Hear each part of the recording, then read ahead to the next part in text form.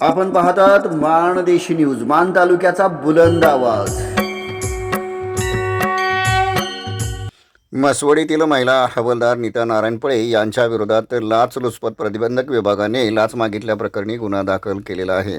सदर महिला हवालदाराने एका अपघातग्रस्त वाहनांना सोडवण्यासाठी 5,000 रुपयाची लाच मागितली होती, अशी तक्रार संबंधित व्यक्तीने केली होती।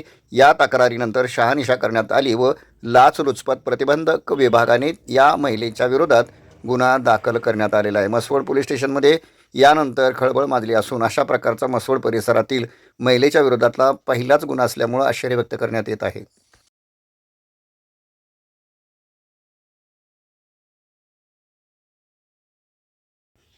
लाचलुचपत प्रतिबंधक विभाग सातारा येथील उपाधीक्षक वसंत वाघमारे यांच्या मार्गदर्शनाखाली याबाबत चौकशी करून संबंधित महिलेच्या विरोधात गुन्हा दाखल करण्यात आलेला आहे।